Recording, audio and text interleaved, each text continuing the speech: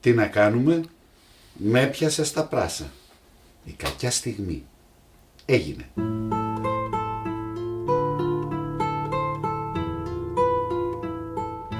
Η αμαρτία μου δεν ήταν δά και τίποτε σοβαρό. Ένα παλιό χρωστούμενο ήταν. Μια παλιά ιστορία που τυχαία ξαναφάνηκε και εγώ της έδωσα λίγη αξία γιατί ήμουν σκασμένος. Όχι ότι ήθελα να χωρίσω, αλλά στο σπίτι τρογόμασταν πολύ άσχημα. Της είπα να μην περιμένει από μένα τίποτε σοβαρό. Κάτι δύσκολο περνούσε, θαρώ κι αυτή, και ήθελε να ξεδίνει. Όχι, δεν ξέρω τι ακριβώς, γιατί συναντιόμασταν αραιά και πού, χωρίς πολλές κουβέντες. Μετά ο καθένας στο σπιτάκι του. Κύριοι, σου λέω. Ώσπου η δικιά μου με τσάκωσε. Δεν έχει σημασία πώς. Τα παραδέχτηκα όλα. Τόνιζα διαρκώς ότι εγώ αυτήν ήθελα. Απλώς είχα σκάσει πια με τους καυγάδες μας. Πραγματικά λυπόμουνα. Ήθελα να συνεχίσουμε. Ζήτησα και πολλές συγγνώμες. Όμως άρχισε το γαϊτανάκι. Με ξυπνούσε κάθε 3:01. Όλο ήθελα να το συζητάμε. Ξανά και ξανά.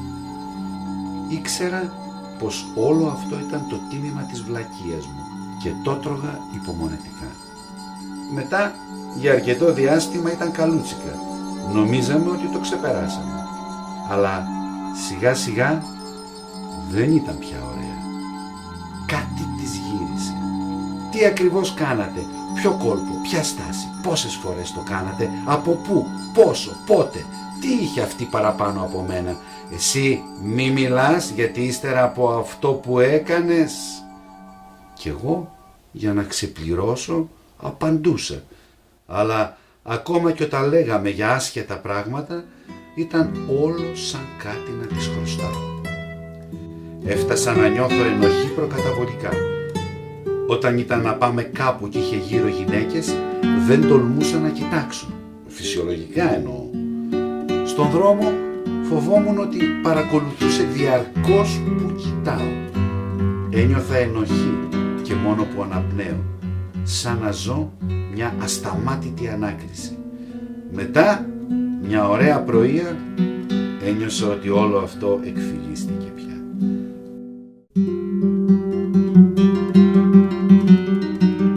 Ό,τι και να ήταν, όσο ασήμαντο και να ήταν δικό μου παρελθόν και κανείς δεν θα μου το αφαιρούσε.